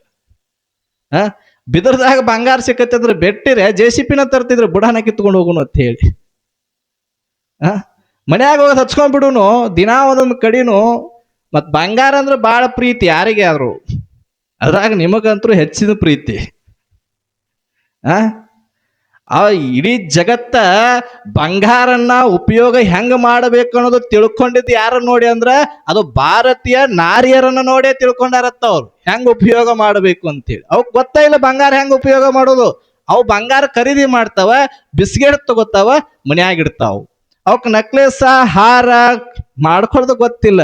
ಅವು ಏನ 5 ಎಳಿ 6 ಎಳಿ ಅದಾವಲ್ಲ ನಿಮ್ಮ ಯಾವ್ಯಾವ ಹರ್ತೀರಿ ಹೆಸರು ಭಾಳ ಅದಾವ. ಚಪ್ಪಲ ಹಾರ, ಚಪ್ಪಲ ಹಾರ ನೋಡ್ರಿ. ಅತ್ರನ್ನೆಲ್ಲ ಯಾರ ಕಲಿಸ್ಯಾರ? ನೀವ ಕಲಿಸಿರೋದೇ ಜಗತ್ತಿಗೆ. ಬಂಗಾರದ ಮ್ಯಾಗ ಬಹಳ ಆಸೆ ಅದ ಮನುಷ್ಯಾಗ. ಅದ್ರಾಗ ಹೆಣ್ಮಕ್ಳಿಗಂತರೂ ಈಗ 1.5 ಲಕ್ಷ ಆದ್ರೂ ಬಿಟ್ಟೇ ಇಲ್ಲ ಅವ್ರು. ಬಂಗಾರ ಅಂಗಡಿ ಖಾಲಿನೇ ಇಲ್ಲ ಹೇಳ್ಬೇಕು ಅಂದ್ರ. ನಮ್ಮ ನತೆಕ್ ಮಾಡಿ ನಾವು ಬಂಗಾರ ಅಂಗಡಿ ಯಾರ ಬಂದಿದ್ದಾವ್ ಕೇಳಿದ್ವಿ ನಾವು, ಹೆಂಗೈತಿಪ್ಪ ವ್ಯಾಪಾರ ಅಂತ ನಾವು ಕೇಳಿದ್ವಿ. ಅದರ 1.5 ಲಕ್ಷ ಆಗಲ್ರಿ, 2 ಲಕ್ಷ ಆಗಲಿ, 3 ಲಕ್ಷ ಆಗ್ರಿ, ನಮ್ಮ ಹೆಣ್ಮಕ್ಳು ಬಂಗಾರ ತಗೊಳೋದು ಒಟ್ಟ ಬಿಡಂಗಿಲ್ರಿ ಅಂದವ. ನೋಡ್ರಿ ನೀವ್ ಯಾರ ಬಿಟ್ಟಿರೇ ಹೇಳ್ರಿ ನೋಡುನು, ತಗೊಂಡ ಅದಿರಿ ಎಲ್ಲಾರು. ಹಂಗ ಮೇದಾರ ಕೇತಯ್ಯ ಬಿದಿರನ್ನ ಕಡಿಬೇಕಾದ್ರ ಪರಮಾತ್ಮನ ಲೀಲೆ ನಡೆದಿತ್ತು, ಭಗವಂತನ ಭಕ್ತಿ ಪರೀಕ್ಷೆ ನಡೆದಿತ್ತು. ಅವ ಅನ್ಕೊಂಡ ನನ್ನನ್ನ ಈ ಪರಮಾತ್ಮ ಮೋಹದ ಬಲೆ ಒಳಗ ಬೀಳಿಸ್ಲಿಕ್ಕೆ ಆಟ ನಡೆಸ್ಯಾನ, ನಾ ಸೋಲಬಾರದು. ಭಕ್ತಿ ಎಂಬುದು ಗರಗಸವಿದ್ದಂತೆ, ಹೋಗುತ್ತಲೂ ಕೊಯ್ಯುವುದು, ಬರುತ್ತಲೂ ಕೊಯ್ಯುವುದು ಅಂತಾನ. ನೋಡ್ರಿ ಭಕ್ತಿ ಅನ್ನೋದು ಗರಗಸ ಇದ್ದಂಗ, ಹೆಂಗ ಹೋದ್ರೆ ಅದು ಕೊಯ್ತದ, ಸೋಲಬಾರದು. ಗೆಲ್ಲುವನೆಂಬ ಭಾವ ನಿನ್ನದಾದರೇನು, ಗೆದ್ದ ತೋರಿಸ್ತೀನಿ ಎನ್ನ ಭಾವ ನಂದದು ಅಂತನ. ನೀ ನನ್ನನ್ನ ಗೆಲ್ಲಬೇಕಂತ ಬಂದಿ ಅಲ್ಲ, ನಾ ನಿನ್ನ ಗೆಲ್ತನು ಅಂತನ ಕೇತಯ್ಯ. ಆ ರೀತಿ ಬದುಕಬೇಕು ಅಂತನ ಕೇತಯ್ಯ. ಬಿದಿರನ್ನ ಕಡಿತಾನ. ಎಲ್ಲ ಬಿದಿರೊಳಗೂ ಕೂಡ ಬಂಗಾರದ ನಾಣ್ಯಗಳ ಸುರಿಮಳೆ ಸುರಿಲಿಕ್ಕೆ ಪ್ರಾರಂಭ ಆಯಿತು. ಕೇತಯ್ಯನಿಗೆ ಸಾಕಾಯ್ತು. ಸಂಜೆ ಆಗ್ಲಿಕ್ಕೆ ಬಂತು. ಎಷ್ಟೊತ್ತು ನನ್ನ ಪರೀಕ್ಷೆ, ಭಕ್ತಿಯ ಪರೀಕ್ಷೆ. ಭಗವಂತ ತಯಾರಾಗಿ ಕೂತ ಅಂದ್ರೆ ಬಿಡಂಗೇ ಇಲ್ಲ ಅವ. ಚಾಲೋನ ಎಷ್ಟು ಕಷ್ಟಗಳು ಬರ್ತಾವ ಬರಲಿ, ಗೆಲುತ್ತು ನನ್ನ ಭಾವ ನಮ್ಮೊಳಗಿರಬೇಕಾಗ್ತದೆ. ಯಾರಿಗೆ ಬಿಟ್ಟಾವ ಹೇಳ್ರಿ ಕಷ್ಟಗಳು, ದುಃಖಗಳು, ನೋವುಗಳು, ಪರೀಕ್ಷೆಗಳು ಹಲವಾರು. ಕೇವಲ 1 ವರ್ಷದ ಪರೀಕ್ಷೆಯನ್ನ ಬರೀಲಿಕ್ಕೆ ವರ್ಷ ಇಡೀ ಕೂತು ಓದುತ್ತೀವಿ. ಹಾಗಾದ್ರೆ ಬದುಕಿನ ಮುಕ್ತಿ ಎನ್ನುವ ಪರೀಕ್ಷೆ ನಡೆದಾಗ ಇನ್ನೆಷ್ಟು ನಾವು ಪ್ರಯತ್ನ ಮಾಡಬಾರ್ದು, ಎಷ್ಟು ಸಾಲಿಗೆ ಹೋಗಬಾರ್ದು ಹೇಳ್ರಿ ನೋಡೋಣ. ಇದು ಭಕ್ತಿಯ ಪರೀಕ್ಷೆ ಅದ. ಈ ಪರೀಕ್ಷೆ ಒಳಗ ಮಾರ್ಕ್ಸ್ ಕೊಡೋ ಪರಮಾತ್ಮದಾನ. ಶಾಲೆಯಾಗಿನ ಪರೀಕ್ಷೆ ಮಾಸ್ತರ್ ಮಾರ್ಕ್ಸ್ ಕೊಟ್ಟ ಅಂದ್ರ ಜೀವನ ಎಂಬುವ ಪೇಪರ್ ಬರೆಯುವಾಗ ಮಾರ್ಕ್ಸ್ ಕೊಡೋ ಭಗವಂತ ಇರ್ತಾನ. ಈ ಜೀವನ ಎಂಬುವುದರೊಳಗ ಪಾಸ್ ಆದ್ವಿ ಅಂದ್ರೆ ಬದುಕು ಸಾರ್ಥಕ ಅದ. ಶಾಲೆಯಾಗಿನ ಏನ್ ಬಿಡ್ರಿ, ಕಾಪಿ ಮಾಡಿ ಪಾಸ್ ಆಗ. ಜೀವನದಾಗ ಕಾಪಿ ಮಾಡಕ್ ಸಾಧ್ಯನೇ ಇಲ್ಲ. ಕಾಪಿ ಮಾಡಿ ನಾ ಪರಮಾತ್ಮನನ್ನು ಒಲಿಸ್ಕೋತೀನಿ ಅಂದ್ರ ಅಸಾಧ್ಯದ ಮಾತು. ಪರಮಾತ್ಮ 1 ಸಾರಿ ನಮ್ಮನ್ನ ಪರೀಕ್ಷೆ ಮಾಡಬೇಕು ಅಂತ ಹೇಳಿದ ಅಂದ್ರ ಕೆಳಗೆ ಹಾಕಿ ತುಳಿತಾನ. ತುಳಿತಾನ, ಎದ್ದು ನಿಲ್ಲಬೇಕು. ಮತ್ ಹೆಂಗ ಕರಕಿಯ ಹಾಗೆ ನೋಡ್ರಿ, ಎಲ್ಲಾರು ಅದನ್ನು ತುಳಿಯತ್ತಾರು, ಕಡಿತಾರು, ಕೆತ್ತಾರು, ಮತ್ತದೇನ್ ಮಾಡ್ತದ, ಚಿಗಿಯತ್ತದ. ಹೌದಿಲ್ಲ? ನೀವು ಬೇರೆ ಸಮೇತ ಕರಕಿ ಕಿತ್ತು ಒಗಿರಿ, ಅದು ಎಲ್ಲರ ಒಂದು ಮೂಲ ಮತ್ತೆ ಎದ್ದೇ ಇರ್ತದ. ಹಂಗ ನಾವು ಭಕ್ತಿಯೊಳಗೆ ಹೆಂಗ ಆಗಬೇಕಪ್ಪ ಅಂದ್ರೆ ಎಟ್ರ ತುಳಿಲಿ, ಎಷ್ಟು ಕಷ್ಟರ ಬರ್ಲಿ, ಕಿತ್ತರ ಒಗಿಲಿ, ಏನಾರ ಮಾಡ್ಲಿ, ಮತ್ತೆಲ್ಲರ ಒಂದು ಮೂಲ್ಯಾಗ ನಾ ಎದ್ದು ನಿಲ್ಲಬೇಕು ಅನ್ನೋ ಭಾವ ಮನುಷ್ಯನಿಗೆ ಬರಬೇಕಾಗ್ತದ.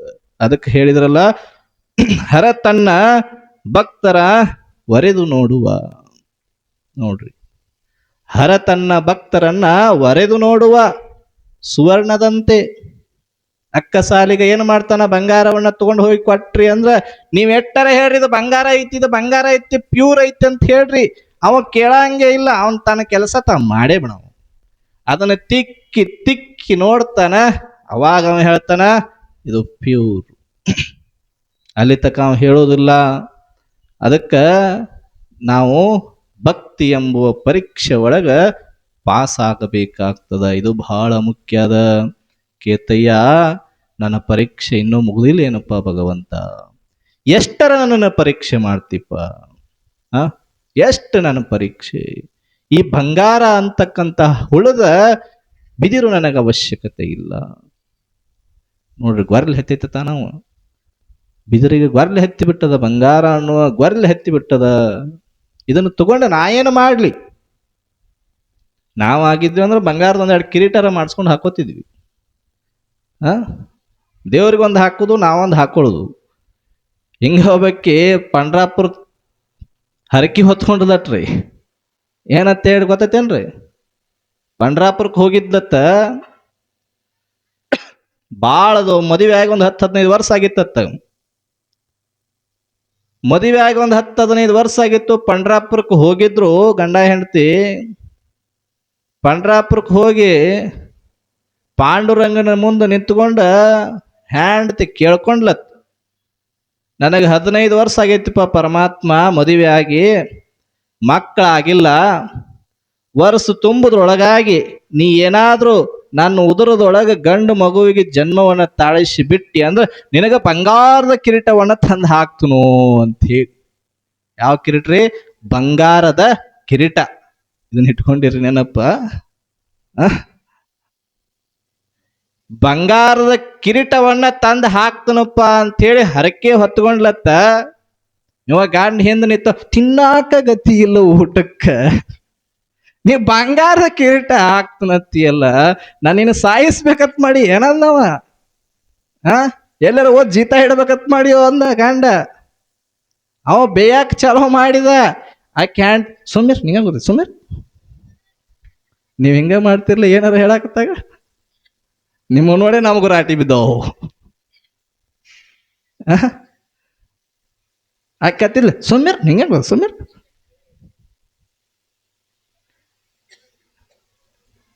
ಇವ ಆತಳುವ ಎಲ್ಲ ನಿನ್ಗ ಗೊತ್ತೈತ ಹತ್ತಿದ್ದೀವ.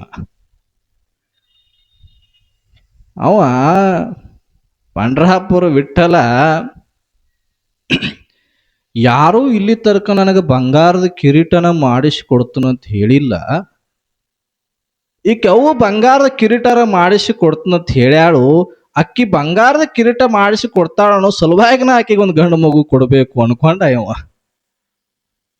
ದೇವರ. ಅನ್ಕೊಂಡು ಏನು ಮಾಡಿದ, ವರ್ಷದೊಳಗೆ ಗಂಡು ಮಗು ಆಗ್ಲಿ ಅಂತ ಅಸ್ತು ಅಂದ್ಬಿಟ್ಟ. ಅಕ್ಕಿ ಹರಕಿ ಹೊತ್ಕೊಂಡು ಬಂದಿದ್ಲು. ವರ್ಷದಾಗ ಗಂಡು ಮಗುವಿಗೆ ಜನ್ಮ ತಾಳಿದ್ರು. ಇವ ಗಂಡಿಗೆ ಚಿಂತೆ ಇತ್ತು, ಅಲ್ಲ ಈಕಿನ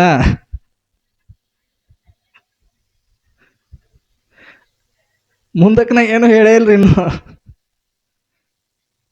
ಆ ಪಂಡ್ರಾಪುರ ಪಾಂಡುರಂಗಗ ಬಂಗಾರ ಕಿರೀಟ ಮಾಡಿಸ್ಕೊಂಡ್ ಬರ್ತನಂತ ಹೇಳಿ ಮತ್ತ ಮಗಾರ ಹುಟ್ಟ್ಯಾನು, ಹೆಂಗ ಹಾಕ್ತೀಯ ಅತ್ತಿದವ.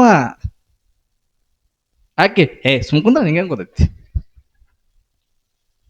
ನಿನಗೇನೋ ಬುದ್ಧಿನ ಸುಮ್ಕೊಂಡ್ರತ್ತಿದ್ದ. ನೀವು ಕುಂದರ್ಸಿ ನಮ್ಮ ನೋಡಲ್ಲ ಹೆಂಗ್ ಕೂತಾವು. ತಲೆ ಚಂದ ಕೆಳಗೆ ಹಾಕಿದ ಎತ್ತವಾಲವು.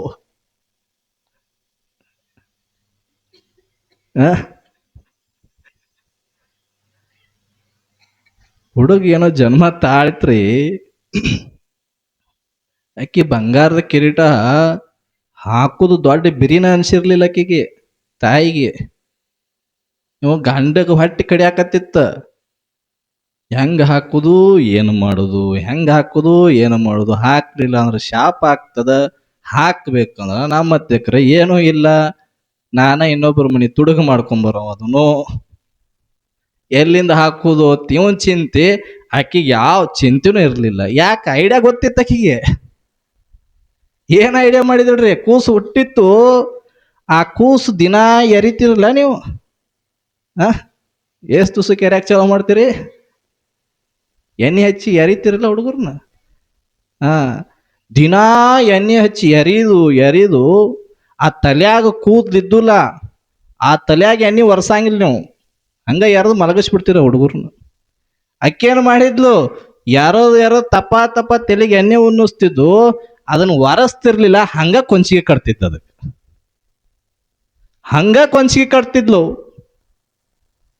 ಎಲ್ಲಿ ತಕ ತಿಂಗಳಾತು, 2 ತಿಂಗಳಾತು, ಕೊಂಚಿಗೆ ಬದಲಾಗ್ಲಿಲ್ಲ. ದಿನಕ್ಕೊಂದು ಬದಲು ಮಾಡ್ತೀರ ನೀವು. ಆಕೆ ಒಟ್ಟ ಕೊಂಚಿಗೆ ಬದಲ ಮಾಡ್ಲಿಲ್ಲ ತಾಯಿ. ದಿನ ಅದನ್ನ ಕಟ್ಟಿ ಕಟ್ಟಿ ಕಟ್ಟಿ ಕಟ್ಟಿ ಬಡ್ದು ಬಿಡ್ತದ ಕೊಂಚಿಗೆ. ಬದಲ ಮಾಡ್ಲಿಲ್ರಿ. ಸಂಚಾನಕ ಅದನ್ನ ಕಟ್ಟೋದು, ಮತ್ತ ರಾತ್ರಿ ಎರ್ಯಾಂಟ್ಲಿನೂ ಅದನ್ನ ಕಟ್ಟೋದು. ಅದೇನಾಕತ್ರಿ? ನೀವು 1 ದಿವಸ 2 ದಿವಸ ತಲೆ ಕಟ್ಕೊಂಡು ಅರಿವಿನ ಕಟ್ಟಿ ಹಾಕವು. ಇನ್ನದು 2 ತಿಂಗಳ ತಕ ಕಂಟಿನ್ಯೂಸ್ ಆಗಿ ಕಟ್ಟಿ ಕಟ್ಟಿ ಕಟ್ಟಿ ಕಟ್ಟಿ ಬಡ್ದಿತ್ತು. ಹೇಳ್ತಿ ಅಂದ್ಲು, ಇನ್ನು ನಡೀರಿ ಹೋಗೋನು ಪಂಡ್ರಾಪುರಕ್ಕ.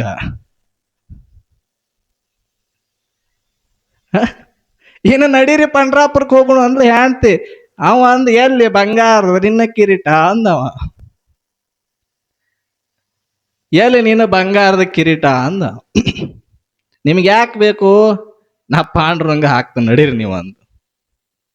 ಆತಂತ ಹೇಳಿ ಇಬ್ರು ಸೇರಿ ಪಂಡ್ರಾಪುರಕ್ಕೆ ಹೋದ್ರು. ಪಾಂಡುರಂಗನ ಮುಂದೆ ನಿಂತ್ಕೊಂಡ್ರು. ಅಕ್ಕೆತ್ತಾಳ, ನೋಡಪ್ಪ, ನಾ ಕೇಳ್ಕೊಂಡಂಗ ದೇವ್ರ ಜೊತೆ ಮಾತಾಡೋದಿದ, ನೀವು ಹಿಂಗ ಮಾತಾಡ್ತೀರಿ. ಕೊಟ್ರ ನಿನಗ ಕಡಿಬಿನ ಹಾರ ಹಾಕ್ತಾನ, ಇಲ್ಲ ನೋಡಾತಿರ್ತೀರಿ ನೀವು ದೇವ್ರಿಗೂ. ಹಿಂಗ ಅತ್ತಿ ಹಳೆ ಮಾತಾಡ್ದಂಗ ಆಕತಿ ದೇವ್ರ ಜೊತೆಗೆ ಮಾತಾಡುದು. ಅಕ್ಕೆ ಗಂಡಂಗ ಕರ್ಕೊಂಡ್ ಪಂಡ್ರಾಪುರಕ್ಕೆ ಹೋದ್ರು. ಪಾಂಡ್ರಂಗ ಮುಂದೆ ನಿಂತ್ಕೊಂಡ್ಲು. ನಾ ಹೇಳಿದಂಗ ನೀ ನನಗೆ ವರ ಕೊಟ್ಟಿಪ್ಪ, ಮತ್ತ ನೀ ಹೇಳಿದ ನಿನಗ ನಾ ಏನು ಬೇಡ್ಕೊಂಡಿದ್ಲ ಅದನ್ನ ನಾ ಕೊಡ್ತುನು ಅಂತ ಅಕ್ಕಂದ್ಲು. ಪಾಂಡುರಂಗ, ಎಲ್ಲೈತಿ ಬಂಗಾರ ಕಿರೀಟ ತೋರಿಸುವ ಅಂದ. ನಿನಗೂ ಏನು ಸಮಾಧಾನ ಇಲ್ಲ ಅನ್ಲಕ್ಕಿ, ದೇವರಿಗೆ ಕೊಡುತ್ತಕ್ಕರ ಸಮಾಧಾನ ಐತಿಲ್ಲೋ ಅನ್ಲಕ್ಕಿ. ಆ ಬಗಲಾಗ ಕೂಸಿತ್ತು, ಅದನ್ನ ಕೆಳಗೆ ಇಳಿಸಿದ್ಲು. ಚೀಲದಾಗ ಕಟ್ಟಿ ಬಡ್ದಿರೋ ಕೊಂಚಿಗಿತ್ತು. ಆ ಕೊಂಚಿಗೆ ದಿನ ಹಾಕಿ ಹಾಕಿ ಏನ್ ಕಲರ್ ಬಂದಿತ್ತಂದ್ರೆ ಬಂಗಾರ ಕಲರ್ ಬಂದಿತ್ತು. ಅದು ತಲೆಯಾಗ ಎಣ್ಣೆ ಒಂಡ್ ಮನಗಂಡ ಕಟ್ಟಿ ಬಡ್ದ ಅದು ಹಿಂಗ ಕೂತಿತ್ತದ, ಮಡ್ಸತ್ತಿರ್ಲಿಲ್ಲ ಅದು. ಆಕಿ ಆ ಪಾಂಡುರಂಗನ ಮುಂದೆ ಹಿಂಗ ಇಟ್ಟು ಹಿಡಿದ್ಲು. ಪಾಂಡುರಂಗ ತಾನ ಇದೇನ ಅಂದವ. ಯವ್ವ ಇದೇನ ಅಂದವ, ನಿಂಗೆ ಹೇಳಿರ್ಲಿಲ್ಲ ನಾ ಕಿರೀಟ ಕೊಡ್ತನು ಅಂತ ಹೇಳಿ. ನೀ ಯಾವ ಕಿರೀಟ ಕೊಡ್ತಾನಂತ ಹೇಳಿದ್? ನನಗ ಬಂಗಾರದ ಕಿರೀಟ ಕೊಡ್ತಾನಂತ ಹೇಳಿದ್ದಿ. ಮತ್ತ ನಾನು ಅದನ್ನ ಕೊಡಾಕತ್ತನ್ಲ ಅಂತಳಕ್ಕೆ. ಇದು ಬಂಗಾರದ ಕಿರೀಟ ಅಂದವ ಪಾಂಡುರಂಗ. ಇದು ಬಂಗಾರದ ಕಿರೀಟ ಅಂತ ಯಾರು ಹೇಳ್ಯಾರ ನಿನಗ? ನಾನು ಬಂಗಾರದ ಕಿರೀಟ ಕೊಡ್ತನು ಅಂತ ಹೇಳಿದ್ನಿ. ಅಂದ್ರ ಆ ತಾಯಿ ಏನು ಮಾಡಿದ್ಲು ಐಡಿಯಾ ನೋಡ್ರಿ. ಕೂಸು ಹೊತ್ತಕ್ಕಿಂತ ಮುಂಚೆ ಕುಲಾಯಿ ಹೊಲಿಸಿದ್ರತ್ತ. ಅಕ್ಕಿ ಗಂಡ ಹುಟ್ಟಿದ್ರ ಬಂಗಾರ ಅಂತಾನೆ ಹೆಸರಿಡ್ತಾನಂತ ಮೊದಲ ಅನ್ಕೊಂಡಿದ್ಲಕ್ಕಿ.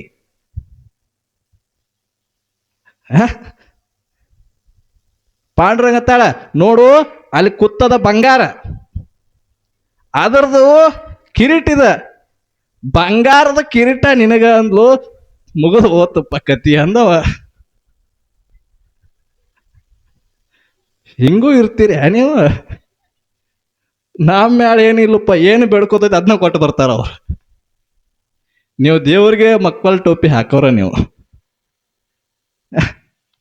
ಅವ ಪಾಂಡುರಂಗ ಅಂದ, ಯವ್ವ ಇಂಥ ಭಕ್ತನ ಇಲ್ಲಿವರೆಗೂ ನಾ ಎಲ್ಲೂ ನೋಡೇ ಇರ್ಲಿಲ್ಲ ಅಳವ ಅಂದವ. ಯಾಕಂದ್ರ ಮಗನ ಹೆಸರು ಬಂಗಾರ, ಮಗ ಹಾಕೊಂಡಿದ್ ಕೊಂಚಿಗೆ ದಿನ ಹಾಕಿ ಹಾಕಿ ಅದ್ ಕಟ್ಟಿ ಬಡದು ಕೊಂಚಿಗೆ ಹೋಗಿ ಕಿರೀಟ ಆಗಿತ್ತದ. ಕಟ್ಟಿ ಬಡದ ಮಡಚಿದ್ರು ಮಡಸುವಲ್ಲಾಗಿತ್ತದ. ಅದ್ರ ಬಂಗಾರದ ಕೊಂಚಿಗೆ ಬಂಗಾರ ಹಾಕೊಂಡಿದ್ದಕ್ಕ ಬಂಗಾರದ ಕಿರೀಟ ಅಂತ ಪಾಂಡುರಂಗ ಕೊಟ್ಲು. ಹನಿ ಹನಿ ಬಡ್ಕೊಂಡು ಸುಮ್ಮ ಅದೇನು ಮಾತಾಡ್ಲಿಲ್ಲ. ಯಾಕಂದ್ರ ನಮ್ ಭಕ್ತರು ಅಂದ್ರೆ ಹೆಂಗಪ್ಪ ಅಂದ್ರೆ ದೇವ್ರಿಗೊಂದು ಟೋಪಿ ಹಾಕಿ ಬರ್ತಾರ, ದೇವ್ರಿಗೂ ಮಾತಾಡಕ್ ಕೊಡಂಗಿಲ್ಲ, ಹಂಗ ಮಾಡಿ ಬರ್ತಾರ. ಇದು ಯಾಕೆ ಇಲ್ಲಿ ಬತ್ತಪ್ಪ ಅಂದ್ರೆ ಸುಮ್ಮ ಬಂಗಾರದ ವಿಷಯ ಬತ್ತಲ್ಲ, ನಿಮಗೊಂದು ಇಟ್ಟಕಳ ಮುಖ ಹಿಂಗಾಗಿರ್ತಾವ ಕೇಳಿ ಕೇಳಿ ಕೇಳಿ ಒಂದ್ ಈಟ ಹತ್ರಕ್ಕ ಉಲ್ಲಾಸ ಬರ್ಬೇಕು. ಉಲ್ಲಾಸ ಬಂದು ಅಂದ್ರ ನಗು ಸಹಜದ ಧರ್ಮ ಅಂತೇಳಿ ಅವ್ರು ನಗಸ್ಬೇಕು. ನಗಬೇಕು, ಆಯಸ್ ಹೆಚ್ಚಾಕೈತಿ. ನೀವು ಅಟ್ಟ ತಲೆ ಮ್ಯಾಗ ಗುಡ್ಡ ಬಿದ್ದಂಗ ಕೂತಿರ್ತೀರಪ್ಪ, ಏನ್ ಚಿಂತೆ ಮಾಡ್ತಿರ್ತಿರು ಏನೋ. ಅವು ಭಯಾನ 32 ಹಲ್ ಕಾಣ್ಬೇಕು ನಕ್ರ. ಅವಾಗ ಮುಖ ಒಂದಿಷ್ಟು ಚಂದ ಕಾಣ್ತಾವ, ಅರಳ್ತಾವ, ಸಂತೋಷ ಆಗ್ತದ ಬದುಕು. ಮತ್ತ ನಗದ ಮನ್ಯಾಗ ಕೂತ್ರಂದ್ರೆ ಏನ್ ಮಾಡೋದೈತ್ರಿ?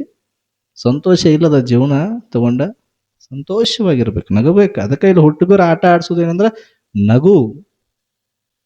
ಜ್ಞಾನದ ಜೊತೆಗೆ ನಗು, ಜ್ಞಾನದ ಊಟ, ತದನಂತರ ನಗುವಿನ ಆಟ.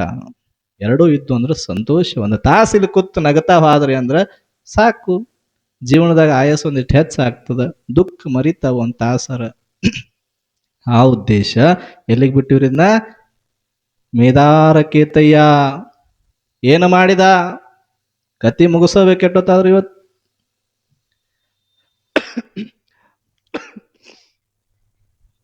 ಮೇದಾರ ಕೇತಯ್ಯ ಬಿದಿರನ್ನ ಕಡಿತಾನ. ಎಷ್ಟು ಬಿದಿರು ಕಡಿದ್ರು ಕೂಡ ಬೆಳಗ್ಗೆ 5 ಗಂಟೆ ಜಾವದಲ್ಲಿ ಮನಿ ಬಿಂದ ಹೊರಗೆ ಹೋಗ್ಯಾನ. ಪತಿ ಇನ್ನೂ ಬಂದಿಲ್ಲ ಅಂತ ಸತಿ ಕಳವಳಿಸ್ತಾ ಇದ್ದಾಳ. ನನ್ನ ಪತಿರಾಯ ಇನ್ನೂ ಬಂದಿಲ್ಲ, ಶರಣರ ಕಾಯಕ ದಾಸೋಕ್ಕೆ ಸಮಯ ಆಗ್ತಾ ಇದೆ, ಇನ್ನೂ ಬಂದಿಲ್ಲ ಅಂತೇಳಿ ಸತಿ ಮನೆಯೊಳಗ ಕುತ್ಕೊಂಡು ವಿಚಾರ ಮಾಡ್ತಾಳ. ಇಲ್ಲಿ ಪತಿ ಎಲ್ಲ ಬೆಟ್ಟದ ಬಿದಿರನ್ನ ಕಡಿದು ಕಡಿದು ನೋಡ್ತಾ ಇರ್ತಾನ. ಒಂದೇ ಒಂದು ಬಿದಿರಲ್ಲೂ ಕೂಡ ಬಂಗಾರ ಸುರಿದೇ ಇರ್ತಕ್ಕಂತಹ ಬಿದಿರು ಸಿಗೋದಿಲ್ಲ. ಸೂರ್ಯ ಅಸ್ತ ಆಗ್ತಾ ಇರ್ತಾನ, ಸೂರ್ಯ ಮುಳುಗುತ್ತಾ ಇದ್ದಾನ. ಪರಮಾತ್ಮನಿಗೆ ಒಂದು ಪ್ರಶ್ನೆಯನ್ನ ಮಾಡ್ತಾನ, ಈ ಭಕ್ತಿ ಪರೀಕ್ಷೆ ಇನ್ನೂವರೆಗೂ ಎಲ್ಲಿವರೆಗೂ ನೀ ಮಾಡವದೆ?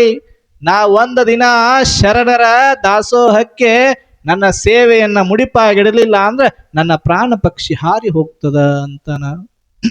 ಸೂರ್ಯ ಮುಳುಗೋದ್ರ ಒಳಗಾಗಿ ನಾನು ಕಾಯಕ ಮಾಡಬೇಕು, ಬುಟ್ಟಿಯನ್ನ ಮಾಡಬೇಕು, ಮಾರಿ ಬರಬೇಕು, ಬಂದಿದರಲ್ಲಿ ದಾಸೋಹವನ್ನ ಮಾಡಿ ಅಂದಿನ ದಿನವನ್ನ ಸಾರ್ಥಕ ಮಾಡಿಕೊಳ್ಬೇಕಾದವು ನನ್ನ ಕಾಯಕದ ಧರ್ಮ ಅದ ಅಂತಾನ.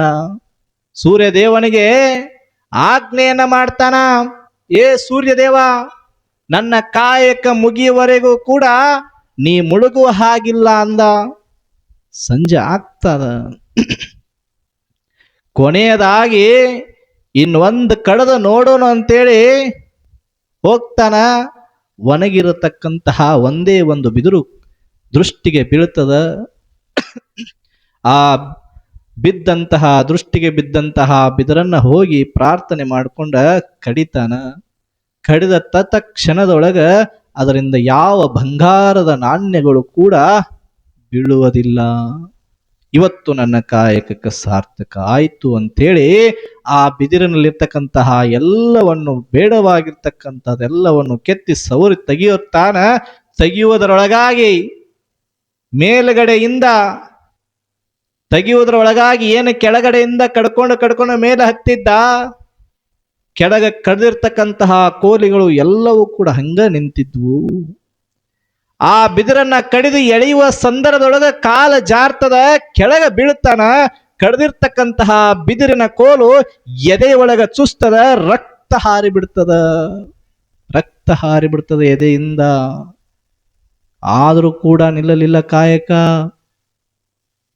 ನನ್ನ ಜೀವ ಹೋದರೂ ಕೂಡ ಕಾಯಕ ನಿಲ್ಲಬಾರದು ಅಂತಾನ. ಸೂರ್ಯ ದೇವನಿಗೆ ಆಜ್ಞೆ ಮಾಡ್ಯಾನ, ನನ್ನ ಕಾಯಕ ಮುಗಿಯುವವರೆಗೂ ಕೂಡ ನೀ ಅಸ್ತಂಗತನಾಗಬಾರದು, ನನ್ನ ಕಾಯಕ ಮುಗದ ಮೇಲೇನೆ ನೀ ಅಸ್ತಂಗತನಾಗಬೇಕು. ಸೂರ್ಯ ದೇವನು ಕೂಡ ಇವನ ಭಕ್ತಿ ಎಷ್ಟರ ಮಟ್ಟಿಗೆ ಐತೆ ಅಂತೇಳಿ ಅವನು ಕಾಯ್ಕೊಂಡು ನಿಂತ. ಎದೆ ಒಳಗ ಬಿದಿರು ಚುಚ್ಚದ, ರಕ್ತ ಹರಿತಾ ಇದೆ, ಆದರೂ ಕೂಡ ಕಾಯಕ ಬಿಡಲಿಲ್ಲ. ಬಿದಿರನ್ನ ಕಡಿದುಕೊಂಡು ಬಂದ ಮನೆಗೆ ಬರುವುದರೊಳಗಾಗಿ ರಕ್ತದ ಮಡುವಿನಲ್ಲಿದ್ದ. ಒಳಗ ಸತಿ ಇರ್ತಾಳ. ಸಾತವ್ಯ ಅಂತ ಕೂಗ್ತಾನ. ದಿನನಿತ್ಯದಲ್ಲೂ ಕೂಡ ಪ್ರೀತಿಯಿಂದ ಕರೆಯುವ ಪತಿ ಇವತ್ತ್ಯಾಕೆ ಇಷ್ಟು ದುಃಖದಿಂದ ಕರಿತಾ ಇದ್ದಾನಲ್ಲ ಅಂತ ಹೇಳಿ ಹೆಂಡತಿ ಒಳಗಡೆಯಿಂದ ಓಡೋಡಿ ಬರ್ತಾಳ. ಓಡೋಡಿ ಬಂದು ಏನಾಯ್ತು ಪತಿದೇವ ಅಂತ ನೋಡ್ತಾಳ. ದೇಹವೆಲ್ಲ ರಕ್ತಮಯವಾಗ್ಯದ. ಎದೆಯಿಂದ ರಕ್ತ ಹರಿತಾ ಇದೆ, ಏನಾಯ್ತು ಏನಾಯ್ತು ಅಂತ ಗಾಬರಿಗೊಳ್ತಾಳ, ಅಳಲಿಕ್ಕೆ ಪ್ರಾರಂಭ ಮಾಡ್ತಾಳ. ಕೇತಯ್ಯ ಹೇಳ್ತಾನ, ನೀನು ಒಬ್ಬ ಶ್ರೇಷ್ಠವಾದ ಶರಣರ ಧರ್ಮಪತ್ನಿ ಅದಿ, ನೀ ಅಳುವುದು ಅಷ್ಟು ಶೋಭೆ ತರುವುದಿಲ್ಲ, ನೀ ಅಳಬೇಡ, ನನಗೇನು ಆಗ್ಯದ ಅನ್ನೋದನ್ನ ನೀ ವಿಚಾರ ಮಾಡಬೇಡ ಅಂತಾನ ಕೇತಯ್ಯ. ನೋಡ್ರಿ, ನಾವು ಈಗ ಆಗಿದ್ರೆ 108ಕ್ಕೆ ಬಟನ್ ಬಡಿಯ ಆಂಬುಲೆನ್ಸ್ ತರ್ಸ್ ಚಾವ್. ಆದ್ರೆ ಕೇತಯ್ಯ ಹಂಗ ಮಾಡಲಿಲ್ಲ. ಧರ್ಮಪತ್ನಿಗೆ ಹೇಳ್ತಾನ, ಸೂರ್ಯದೇವ ಮುಳುಗುವ ಸಮಯ ಬಂದದ, ನನ್ನ ಪ್ರಾಣ ಪಕ್ಷಿ ಹಾರಿ ಹೋದರೂ ಕೂಡ ಕಾಯಕ ನಿಲ್ಲಬಾರದು, ಕಾಯಕ ಅಪೂರ್ಣ ಆಗಬಾರದು. ತಗೋ ಬಿದಿರು, ಬೇಗ ಬೇಗ ಬುಟ್ಟಿಯನ್ನ ಮಾಡು, ಬೇಗ ಬೇಗ ಬುಟ್ಟಿಯನ್ನ ಮಾಡು, ಎಷ್ಟಾಗ್ತದೋ ಅಷ್ಟು ಬುಟ್ಟಿಯನ್ನ ಮಾಡು. ಕಾಯಕ ನಿಲ್ಲಬಾರದು. ಸಾತವ್ಯ ಗಂಡನ ರಕ್ತದ ಮಡಿವನ್ನ ನೋಡಿ ದುಃಖದೊಳಗಿದ್ದರೂ ಕೂಡ ಆ ದುಃಖವನ್ನ ಹೊರಗೆ ಹಾಕಲಿಲ್ಲ, ನೋವನ್ನ ಹೊರಗೆ ಹಾಕಲಿಲ್ಲ. ಕಣ್ಣು ತುಂಬಿಕೊಂಡು ಬಂದಿದ್ರು ಕೂಡ ಆ ದುಃಖವನ್ನ ತೋರಿಸ್ಕೊಳ್ಳಿಲ್ಲ. ಪತಿ ಹೇಳಿದ, ಹೋಗು, ಬೇಗ ಬೇಗ ಬುಟ್ಟಿಯನ್ನ ಮಾಡಿ ಮಾರಿಕೊಂಡು ಬಾ. ಹೋಗ್ತಾಳ ಸತಿ. ಆ ದುಃಖಿನೊಳಗ ಕಲ್ಯಾಣದ ಎಲ್ಲ ಶರಣರ ಮಹಾ ಮನೆಗೆ ಹೋಗ್ತಾಳ. ಯಾರಿಗೆ ಬುಟ್ಟಿ ಬೇಕು ಬರ್ರಿ ಅವ್ವ, ಶ್ರೇಷ್ಠ ಶರಣ ಮಾಡಿರ್ತಕ್ಕಂತಹ ಬುಟ್ಟಿ ನಿಮ್ಮ ಮನೆ ಬಾಗಿಲಿಗೆ ಬಂದವ, ಬರ್ರಿ ಅವ್ವ ಅಂತಾಳ. ಎಲ್ಲರೂ ಕೂಡ ತಮಗೆ ಯಾರ್ಯಾರಿಗೆ ಯಾವ್ಯಾವ ತರದ ಬುಟ್ಟಿಗಳು ಬೇಕಲ್ಲ, ಬಿದಿರಿನ ಬುಟ್ಟಿಗಳು, ಮರಗಳು, ಎಲ್ಲರೂ ತಗೊಳ್ತಾರ. ತಗೊಂಡು ಆ ಬಂದಿರ್ತಕ್ಕಂತಹ ಸಂಪಾದನೆ ಒಳಗ ಕಾಯಕ ಮಾಡ್ತಾರ. ಪತಿ ಹೇಳ್ತಾನ, ಇವತ್ತು ನಮ್ಮ ಕಾಯಕ ಪೂರ್ಣ ಆಗಬೇಕು, ಜಂಗಮರು ಮನೆಗೆ ಬಂದಾಗ ನೀ ಅಳಬಾರದು, ನೀ ಅತ್ತಿದ್ದೆ ಆದ್ರ ಜಂಗಮರು ತಪ್ಪು ತಿಳ್ಕೊಳ್ತಾರ, ಜಂಗಮರು ನಮ್ಮ ಮನೆಯೊಳಗ ಪ್ರಸಾದ ಮಾಡಂಗಿಲ್ಲ. ಸತ್ತವ್ವಿ, ನೀ ಅಳಬೇಡ, ನೀ ಅಳಬೇಡ. ಕೇತಯ್ಯನಿಗೆ ಹಿಂಗ ಆಗಿದೆ ಅಂತ ಯಾರಿಗೂ ಗೊತ್ತಾಗಬಾರದು, ಎಲ್ಲಿವರೆಗೂ ಗೊತ್ತಾಗಬಾರದು, ನಮ್ಮ ಮನೆಗೆ ಜಂಗಮರು ಬಂದು, ಶರಣರು ಬಂದು ಪ್ರಸಾದ ಮಾಡಿ ಹೋಗುವವರೆಗೂ ಕೂಡ ವಿಷಯ ಗೊತ್ತಾಗಬಾರದು ಅಂತ ಹೇಳ್ತಾನ. ಪತಿಯ ದುಃಖವನ್ನ ನೋಡಿ ಸತಿಗೆ ಸಹಿಸಿಕೊಳ್ಳಲಿಕ್ಕೆ ಆಗಲಿಲ್ಲ. ಆದರೂ ಕಾಯಕ ಬಿಡು ಹಾಗಿರಲಿಲ್ಲ. ಪತಿ ರಕ್ತದ ಮಡುವಿನಲ್ಲಿ ಬಿದ್ದಾನ, ಎದೆಯಿಂದ ರಕ್ತ ಹರಿತಾ ಇದೆ. ಆದರೂ ಕೂಡ ಜಂಗಮರಿಗೆ ದಾಸೋಹ ಮಾಡಬೇಕು. ಸತಿ ಮಾರಿಕೊಂಡು ಬಂದು ಪ್ರಸಾದ ವ್ಯವಸ್ಥೆಯನ್ನ ಮಾಡ್ತಾಳ. ಆ ಸಮಯ ಸಂಜೆ ಸಮಯ, ಸೂರ್ಯ ನಿಂತಿದ್ದ. ಯಾಕ? ಅವನ ಮೇಲೆ ಆಣೆ ಮಾಡಿದ್ದ. ನನ್ನ ಮೇಲೆ ಆಣೆ ಆಗಿತ್ತು ಅಂತ ಹೇಳಿದ್ದ. ಒಬ್ಬ ಶ್ರೇಷ್ಠ ಶರಣನ ಆಣೆಯನ್ನು ಧಿಕ್ಕರಿಸಲಿಕ್ಕೆ ಸೂರ್ಯದೇವನಿಗೂ ಸಾಧ್ಯ ಆಗಿರಲಿಲ್ಲ. ಅವನು ಕೂಡ ಇವನ ಮನೆಯ ಒಳಗ ಜಂಗಮರು ಪ್ರಸಾದ ಮಾಡಿ ಹೋಗುವುದನ್ನ ಕೈಕೋತ ನಿಂತಿದ್ದ. ಸತಿ ಮಾರಿಕೊಂಡು ಬಂದು ಪ್ರಸಾದ ವ್ಯವಸ್ಥೆಯನ್ನ ಮಾಡ್ತಾಳ. ಅದೇ ಸಮಯಕ್ಕ ಜಂಗಮರು ಮನೆಗೆ ಬರ್ತಾರ. ಜಂಗಮರು ಮನೆಗೆ ಬಂದಾಗ ಅವರ ಪಾದ ಪೂಜೆಯನ್ನ ಮಾಡ್ಕೊಳ್ತಾಳ. ನೋಡ್ರಿ, ಗಂಡ ರಕ್ತದ ಮಡುವಿನಲ್ಲದಾನ, ದುಃಖದಲ್ಲದಾನ, ನೋವಿನೊಳಗದಾನ, ಅದ್ಯಾವುದೂ ತಲೆಯೊಳಗಿಲ್ಲ. ಅವರಿಗೆ ಇರುವುದೊಂದೇ ಕಾಯಕ ಪೂರ್ಣವಾಗಬೇಕು, ಜಂಗಮರಿಗೆ ದಾಸೋಹ ಆಗಬೇಕು, ನಮ್ಮ ಕಾಯಕ ಸಂಪೂರ್ಣವಾಗಿ ಪರಮಾತ್ಮನಿಗೆ ಪ್ರಿಯವಾಗಬೇಕು. ಹೆಂಡತಿ ಶರಣರ ಪಾದ ಪೂಜೆಯನ್ನ ಮಾಡಿಕೊಂಡು ಅವರಿಗೆ ಪ್ರಸಾದವನ್ನ ಮಾಡಿಸಿ ಅವ್ರನ್ನ ಬೀಳ್ಕೊಡಿರ್ತಕ್ಕಂಥವಳು ಆಗ್ತಾಳ. ಹೊರಗೆ ಬಂದ ನೋಡ್ತಾಳ, ಕೇತಯ್ಯ ರಕ್ತದ ಮಡುವಿನಲ್ಲಿ ಬಿದ್ದಿದ್ದ. ಶರಣರು ಮನೆಗೆ ಬಂದ ಪ್ರಸಾದವನ್ನ ಸ್ವೀಕಾರ ಮಾಡಿ ಹೋಗಿದ್ರು. ಸೂರ್ಯದೇವ ತನ್ನ ಕಾಯಕವನ್ನ ಮುಗಿಸಿ ಅಸ್ತಂಗತನಾಗಿದ್ದ. ಇತ್ತ ಕೇತಯ್ಯನ ಪ್ರಾಣ ಪಕ್ಷಿಯು ಕೂಡ ಹಾರಿ ಹೋಗಿಬಿಟ್ಟಿತ್ತು. ಇದನ್ನು ನೋಡಿದ ಹೆಂಡತಿ ಗೊಳೋ ಅಂತ ಅಳಲಿಕ್ಕೆ ಪ್ರಾರಂಭ ಮಾಡ್ತಾಳ. ಅಳ್ತಾಳ, ದುಃಖದಲ್ಲಿರ್ತಾಳ, ಅಳ್ತಾಳ. ಇಡೀ ರಾತ್ರಿ ಕುತ್ಕೊಂಡು ಅಳ್ತಾಳ, ದುಃಖಿಸ್ತಾಳ. ಯಾರು ಇಲ್ಲ. ಯಾಕ? ಕಲ್ಯಾಣ ಪಟ್ಟಣದಿಂದ ದೂರದಲ್ಲಿತ್ತು ಗುಡಿಸಿಲು. ದೂರದಲ್ಲಿದ್ದಕೊಂಡೇ ಕಾಯಕವನ್ನ ಮಾಡ್ತಿದ್ದ ಕೇತಯ್ಯ. ಗಂಡನ ಪ್ರಾಣ ಪಕ್ಷಿ ಹಾರಿ ಹೋಗುದು ತಿಳಿದ ಸತಿಗೆ ಬಹಳ ದುಃಖ ಆಗ್ತದ, ಬಹಳ ನೋವು ಆಗ್ತದ. ಆದ್ರೆ